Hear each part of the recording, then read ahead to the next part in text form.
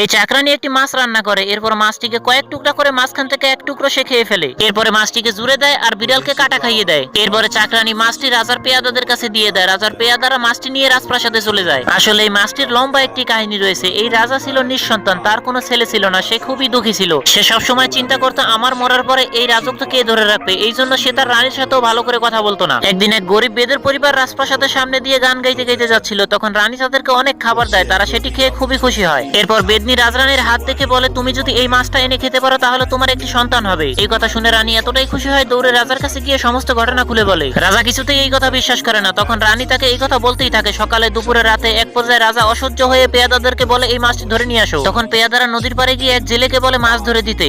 আর এই জেলে বাংলা না খেলে তার হাত পা কাজ করে না। পেয়াদারা বাংলার বোতল দেখাতে সে দৌড়ে গিয়ে মাছটি ধরে নিয়ে আসে। মাছটি পেয়াদাদের কাছে দিতেই তারা তাকে বাংলার বোতল দিয়ে দেয়, আর এটি পেয়ে সে তো খুবই খুশি। বন্ধুরা, এরপর কি হলো দেখার আগে চলো তোমাদেরকে একটি ম্যাজিক শিখাই। প্রথমে ভিডিওর উপরে একটি লাইক করো, তারপর চ্যানেলটি সাবস্ক্রাইব করো, এরপর রিমিক্স অপশনে ক্লিক করো, ইউজ দি সাউন্ডের উপর চেপে ধরো, দেখো ম্যাজিক। চেষ্টা করো, তুমিও পারবে। এরপর পেয়াদারা মাছ নিয়ে চাকরানির কাছে দেয়, সে রান্না করে রানীর জন্য পাঠিয়ে দেয়। রানী মাছটি পেয়ে খুবই খুশি হয়ে যায়। ওই দিন রাত্রে মাছটি খেয়ে সে যখন ঘুমিয়েছিল হঠাৎ করে তার পেট বড় হয়ে যায়। এটি দেখে রাজা তো খুবই খুশি হয়ে যায়, কিন্তু দুঃখের কথা চাকরানি মাছ খাওয়ার জন্য তারও পেট ফুলে যায়, অন্যদিকে কাটা খাওয়ার জন্য বিড়ালেরও পেট ফুলে যায়। পরের পর্ব দেখতে চাইলে কমেন্ট করে জানাও। বন্ধুরা, নামাজের কথা স্মরণ আছে তো? নামাজ অবশ্যই আদায় করবে, আর নামাজের দাওয়াতটি ভালো লাগলে একটি লাইক করে চ্যানেলটি সাবস্ক্রাইব করে দাও। পারলে কমেন্ট বক্সে আল্লাহ লিখে যাও।